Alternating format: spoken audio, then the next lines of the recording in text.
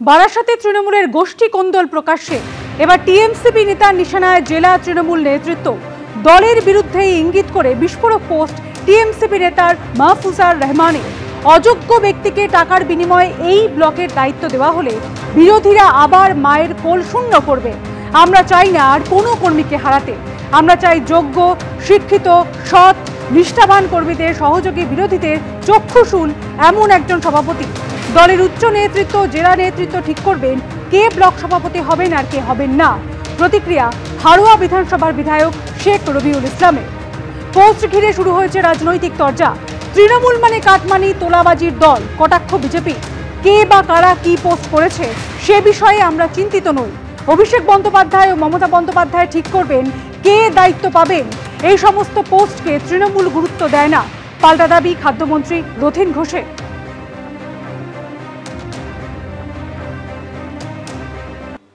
পুজো মিটতেই ফের ময়দানে নামল কেন্দ্রীয় তদন্তকারী সংস্থা সিবিআই।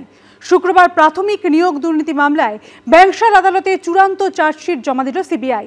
প্রাথমিক শিক্ষা পর্ষদের প্রাক্তন সভাপতি এবং তৃণমূল বিধায়ক মানিক ভট্টাচার্য, প্রাথমিক শিক্ষা পর্ষদের তৎকালীন সচিব রত্না চক্রবর্তী বাগচি এবং প্রাক্তন তৃণমূল নেতা বিভাস অধিকারীর বিরুদ্ধে চার্জশিট আনল সিবিআই। এখন অপেক্ষা চার্জ গঠনের।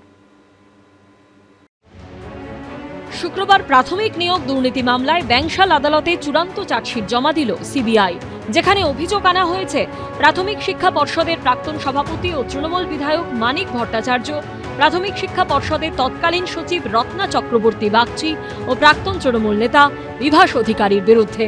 সিবিআই সূত্রে খবর, তদন্তে নেমে জানা গেছে প্রাথমিকে নিয়োগের ক্ষেত্রে প্রায় ৩৫০ জনকে বেআইনিভাবে চাকরি দেওয়া হয়েছিল। সিবিআই এর সন্দেহ, গোটা কর্মকাণ্ডে জড়িত ছিলেন প্রাথমিক শিক্ষা পর্ষদের তৎকালীন সভাপতি মানিক ভট্টাচার্য, তৎকালীন সচিব রত্না চক্রবর্তী বাগচি। সিবিআই সূত্রে দাবি, চাকরির নামে টাকা তুলেছিলেন প্রাক্তন তৃণমূল নেতা বিভাস অধিকারী। চূড়ান্ত চার্জশিট জমার পর সিবিআই মনে করছে আগামী দিনে চার্জ গঠন ও বিচার প্রক্রিয়া শুরু করতে আর কোনো বাধা রইল না। ২০২২ সালের অক্টোবর মাসে প্রাথমিক নিয়োগ দুর্নীতি মামলায় গ্রেপ্তার করা হয় প্রাথমিক শিক্ষা পর্ষদের প্রাক্তন সভাপতি মানিক ভট্টাচার্যকে। ২ বছর বাদে জামিনে মুক্তি পান তিনি। মানিক ভট্টাচার্যের আমলে প্রাথমিক শিক্ষা পর্ষদের সচিব পদে ছিলেন রত্না বাগচি। এই মানিক ভট্টাচার্যের সঙ্গে প্রাক্তন তৃণমূল নেতা বিভাস অধিকারীর ঘনিষ্ঠতার দাবিও করেছিল সিবিআই। সম্প্রতি নকল থানা খুলে প্রতারণার অভিযোগে নয়ডা পুলিশের হাতে গ্রেপ্তার হন এই বিভাস অধিকারী। কেন্দ্রীয় এজেন্সির সন্দেহ, প্রাথমিকের নিয়োগ দুর্নীতিতে জড়িত ছিলেন তারা। কিন্তু কিভাবে চলত চাকরি বিক্রির চক্র, সূত্রের দাবি তার উল্লেখ রয়েছে চার্জশিটে। এর আগে নবম, দশম ও একাদশ, দ্বাদশে নিয়োগ দুর্নীতির মামলায় চূড়ান্ত চার্জশিট জমা পড়েছে। শুরু হয়েছে বিচার প্রক্রিয়া ও সাক্ষ্য গ্রহণ। এবার প্রাথমিকের নিয়োগ দুর্নীতিতেও চূড়ান্ত চার্জশিট জমা পড়ল। এবার বিচার প্রক্রিয়া শুরুর পালা। প্রকাশ সিনহার রিপোর্ট, এবিপি আনন্দ। ডায়মন্ড হারবারে ছোট খাবারের দোকান ও রেস্তোরাঁয় অভিযান করল খাদ্য সুরক্ষা দফতর। সঙ্গে ছিলেন দমকল, পুলিশ এবং পুরসভার কর্মীরা। একাধিক দোকানে খারাপ মানের খাবারের খোঁজ মিলেছে।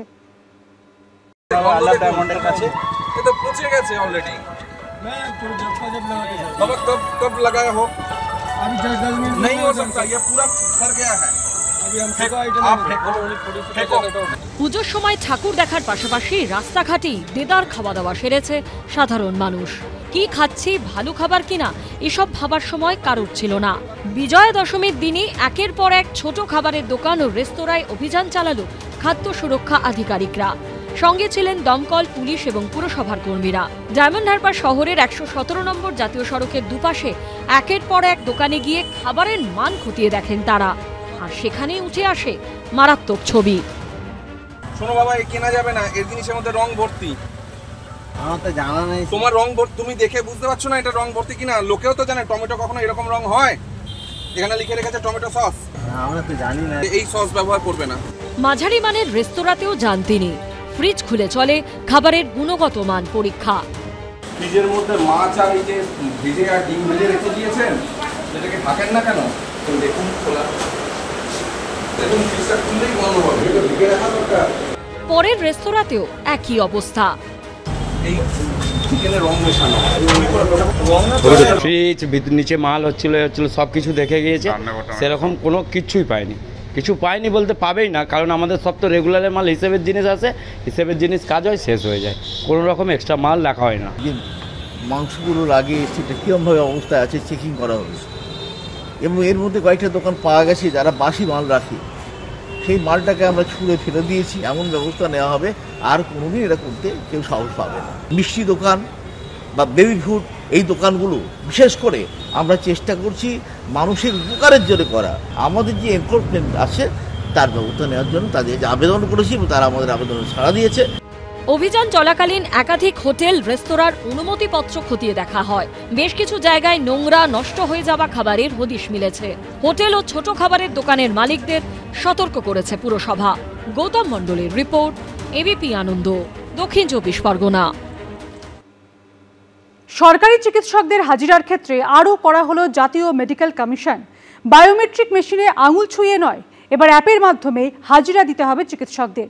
যে চিকিৎসক যে হাসপাতালে কর্মরত তার 100 মিটারের মধ্যেই কাজ করবে অ্যাপটি। এমনই নির্দেশ জারি করেছে জাতীয় মেডিকেল কমিশন। নতুন এই ব্যবস্থা চালু হয়েছে 1 অক্টোবর থেকে। দেশ জুড়ে বদলে গেল সরকারি চিকিৎসকদের হাজিরা দেওয়ার পদ্ধতি। এবার থেকে আর দেওয়ালে ঝোলানো ফেশিয়াল কিউআর কোড যুক্ত মেশিনে আঙুল ছুঁয়ে নয়। সরকারি হাসপাতালের চিকিৎসকদের হাজিরা হবে face based mobile Aadhaar authentication অ্যাপের মাধ্যমে। ইতিমধ্যেই দেশের সমস্ত সরকারি মেডিকেল কলেজে নির্দেশিকা পাঠিয়ে দিয়েছে জাতীয় মেডিকেল কমিশন। এনএমসির আওতায় থাকা স্বাস্থ্য প্রতিষ্ঠানগুলিতেও জারি হয়েছে নতুন এই নির্দেশিকা। পুরনো ব্যবস্থায় অনেক ফাঁক ফোকর ছিল, যেখানে মেশিন খারাপ হয়ে থাকলে ঘন্টার পর ঘন্টা অপেক্ষা করতে হতো। কোনো কোনো ক্ষেত্রে মেশিন মাসের পর মাস খারাপ পড়ে থাকলে পুরনো ওই খাতায় সই করে হাজিরা ব্যবস্থা চালু রাখতে হতো। সেই জায়গা এবার শেষ। নতুন পদ্ধতিতে কিভাবে হাজিরা দেবেন চিকিৎসকরা? জাতীয় মেডিকেল কমিশন জানিয়েছে, প্রত্যেক চিকিৎসককে ফোনে সংশ্লিষ্ট অ্যাপটি ডাউনলোড করতে হবে। চিকিৎসককে আধার কার্ডের তথ্য অ্যাপে আপলোড করে রাখতে হবে। তারপর সেই অ্যাপের মাধ্যমে হাজিরা দেবেন তারা। তবে এক্ষেত্রে বেশ কিছু নিয়মও রয়েছে। হাসপাতালে না এসে অ্যাপের মাধ্যমে হাজিরা দেওয়া যাবে না। কোনো চিকিৎসক যে হাসপাতালে কর্মরত সেই হাসপাতালের 100 মিটারের মধ্যেই সংশ্লিষ্ট অ্যাপটি কাজ করবে। অর্থাৎ জাতীয় মেডিকেল কমিশনের সিস্টেমে কোনো সরকারি হাসপাতালের যে জিপিএস লোকেশন আগে থেকে দেওয়া রয়েছে তা মিলতে হবে। এরপর যে চিকিৎসক হাজিরা দিচ্ছেন তার মুখমণ্ডলের সঙ্গে আধার কার্ডে থাকা মুখ মিললে তবেই হাজিরা প্রক্রিয়া সম্পূর্ণ হবে। অতীতে সরকারি হাসপাতাল এবং মেডিকেল কলেজে চিকিৎসকদের উপস্থিতি নিয়ে নানা অভিযোগ উঠেছে। এছাড়া রয়েছে বায়োমেট্রিক মেশিন খারাপ হয়ে যাওয়ার মতো ঘটনা, যার জেরে ভরসা করতে হতো হাজিরা খাতায় সই করার মতো পুরনো পদ্ধতির ওপর। আবার সূত্রের দাবি, অনেক সরকারি হাসপাতালে এখনো বায়োমেট্রিক মেশিনই বসানো হয়ে ওঠেনি। এই পরিস্থিতিতে নতুন হাজিরা পদ্ধতিকে স্বাগত জানিয়েছেন চিকিৎসকদের সিংহভাগই। এখন এই মুহূর্তে সর্বত্রই ভারতবর্ষে ফেস রিডিং সিস্টেমটা অ্যাকসেপ্টেড হয়েছে। এটা দিয়ে যেমন কর্তৃপক্ষও বুঝতে পারবে যে কদিন এলো, কখন গেল, ঠিক ছুটি নিল কিনা, ছুটি নিলে সেটা এন্ডোর্স হলো কিনা। ঠিক তেমনি ইন্ডিভিজুয়াল কনসার্নও তার নিজের সম্পর্কে, তার নিজের হাজিরা সম্পর্কে, কারণ এনএমসি বলে দিয়েছে তো specific attendance is a must for facultyship. Face based mobile Aadhaar authentication অ্যাপে হাজিরা দেওয়ার পাশাপাশি দ্রুত পুরনো বায়োমেট্রিক মেশিনগুলিকে খুলে ফেলার নির্দেশ দিয়েছে জাতীয় মেডিকেল কমিশন। 1 অক্টোবর থেকে নতুন এই ব্যবস্থা চালুর নির্দেশ দেওয়া হয়েছে। সন্দীপ সরকারের রিপোর্ট, এবিপি আনন্দ, কলকাতা।